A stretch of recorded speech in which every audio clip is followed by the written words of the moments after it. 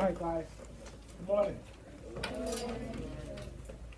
right, today we're going to examine ancient Egyptian culture and the ways and the everyday lives of Egyptians back in ancient times. I'm going to like you to turn your books to page 88, please. Page 88.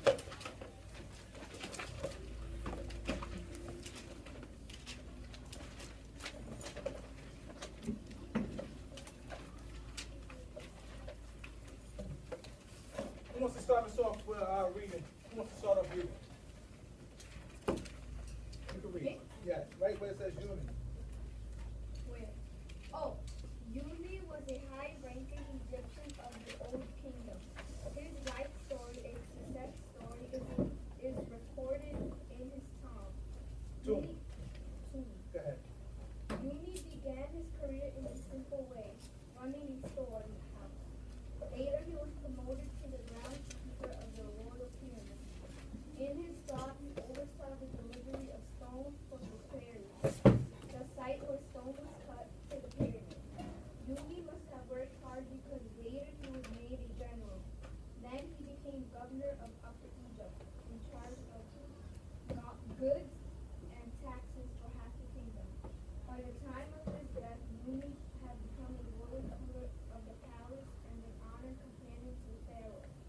Uni and many other people like him were part of everyday life in ancient Egypt. All right, what can you guys take from that little short reading she just did? What can you take from that? You. Well, it was talking about how his life was and stuff. How his what? How his life was, but what did he do during the course of his life? He was the gravekeeper in general. And then he moved up, right? Yeah, he worked hard because he was promoted. Good. He worked hard and he promoted. So that shows the flexibility inside their culture to where if you work hard and you knew the right people, you can move up in the world. Okay? And that's called class systems. And we're going to read about class systems. Who wants to read about class, the social classes? Go ahead. Yes. Historians often turn to Egyptian art to learn about the social classes of ancient Egypt. Egyptian paintings and carvings show royalty and ordinary people involved in all aspects of life. Like Uni, most Egyptians were busy and hardworking people. They also had sense of fun and love of beauty. Egyptian society itself resembled a pyramid. At the very top stood the pharaoh. Beneath him was a small upper class. This group included priests, members of the pharaoh's court, Yes. and nobles who held the largest estates.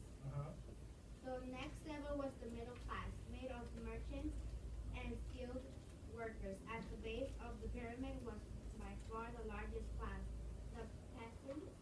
Mostly the peasants did farm labor, but they also did other kinds of labor, such as building roads and temples. A person could rise to a highest class. Generally, the way to rise was through service to the pharaoh as you needed. Okay, good. So, in that reading, as they talk about the social classes of Egypt, they pretty much say it's designed like a what? Like a pyramid. Who said that? Good. It's designed just like a pyramid. And all the classes are about that size. Who do they say were at the top? The pharaoh. Under that was who? His court. The nobles, court, his court, priests, things like that, right? What was after that? Raise your hand, yes. Citizens, give me another word. It was the middle class, but what words did he use? You can look in your book, yes. Merchants and skilled workers, very good. And lastly, what did they have? Peasants. And what did the peasants do mostly? Work, doing what? Farm work, building the pyramids, things like that. Making them feel good. Good. But you know what? In our next reading, there's a class Next read. Go ahead. Prisoners captured slavery. Prisoners captured in war were made slaves. Slaves formed a separate class which was never very large. Egyptian society was flexible. However, even slaves had rights. They could own personal items and inherit land from their masters. They could also be set free. I mean, this must have been a very good society, obviously, right? I mean, even if slaves had rights and slaves even had a chance to become free, it wasn't bad being Egyptian. Now, this highly functional social class was even emulated by Europeans later, and it is spread across the world. Okay? What I want you to do right now is take a look at this video so you can get an idea of what Egypt looked like. Ancient Egypt.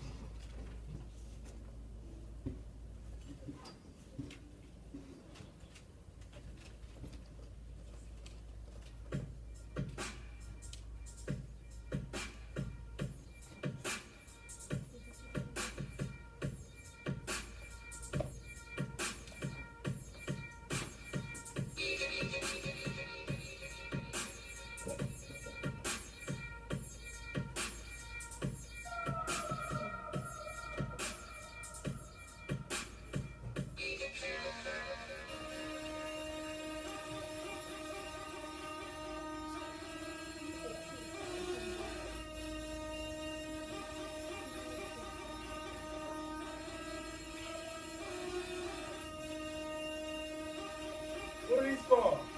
Good.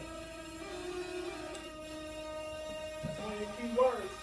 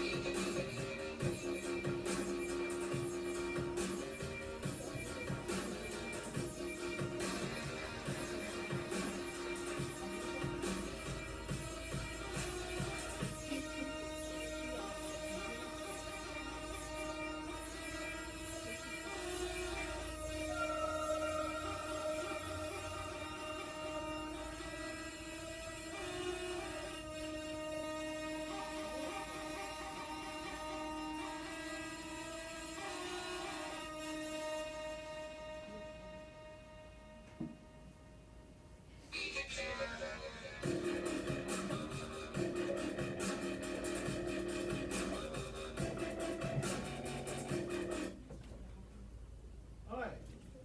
Now, as we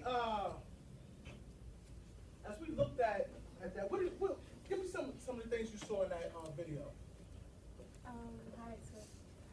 You saw a lot of hieroglyphics, right? What did we get from hieroglyphics, yes? So what it was writing, so what did they do it for? For what? To communicate. It was a way of communicating. And this is where we get a lot of the Egyptian records from. All these hieroglyphics, they lasted so long, and this is where their history is communicated. So a lot of the information we got, turn to page 91, please. A lot of information we got it's all been recorded through hieroglyphics. Who wants to read for me?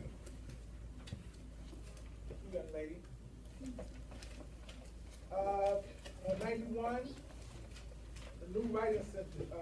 system. The new system of writing, right under where it says hieroglyphics, right there it says, in this script,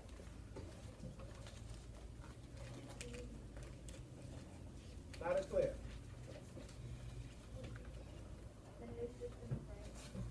In ancient Egypt, as in Mesopotamia, ideas were written down in picture-like symbols called hieroglyphics. A little louder. In this script, some pictures stand for ideas or things. For example, a picture of two legs means go. Other pictures stand for sound. For example, a drawing of an owl stands for the M sound. The Egyptians began to use hieroglyphics because they needed a way to keep track of the kingdom's growing wealth. As the Egyptian empire grew, it became necessary to create more pictures for more complicated ideas. So their way of communicating, they use pictures and symbols, and as the language expanded or that way of communication expanded, they had to create more pictures and more symbols to be able to communicate the thoughts. Okay? Who wants to read next on the writing materials? Go ahead, young man. At first, the Egyptians wrote on clay and stone, as the Sumerians did, but they needed a more convenient writing surface. They found it in papyrus, an early form of paper made from a reed found in the marshy areas of the Nile Delta. The plant used to make this paper is also called papyrus. To make the paper, the inner stalks of the plant were cut into narrow strips. The strips were cut to the same length and placed side by side in one layer. Another layer of strips was placed cross-side on top to form a sheet. Papyrus makers wet the sheet, pressed it flat, and dried it in the sun. Sap from the plant glued the strips together, placed it side by side with the sheet formed a long strip that could be rolled up. Very good. Very good. Now, that was a more convenient way for, instead of writing on walls and stones all the time, if they wanted to send a message somewhere, they had to develop another surface to write on that was accessible, okay? Guys, write down these 3 words. I want you to write down a definition in your own words for each. We'll walk around and see how you're doing, okay? And these are the key words that I want you to take home with you today and make sure we're clear on it. The first word is what? Raise your hand. You. Say it louder. The next word. Good. And the last word? Pharaoh. Pharaoh. Very nice.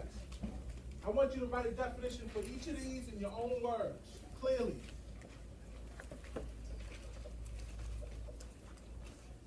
And then we'll see how many different definitions we have. We might have a different definition, meaning the same thing. So that's why I want you to write it in your own words. If you want to look back into your reading to get a clearer understanding, that's fine.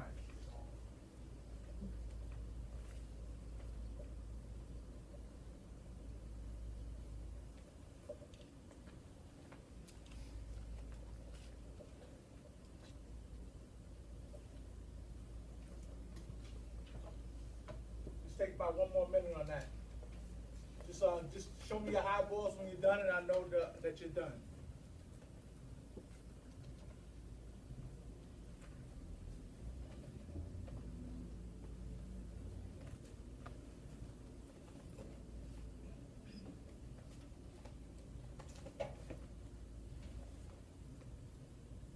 Try to make it more than two words. But you straight to the point, though. That's good. How we doing? On the last one? Good. Anybody know any names of any pharaohs or any, what's a famous pharaoh? You? King Tut. Everybody says that. Anybody know anything different? No. You? Cleopatra. Cleopatra? I don't know about that. She's a pharaoh. Very nice. What about you? No? All right, listen. Yes?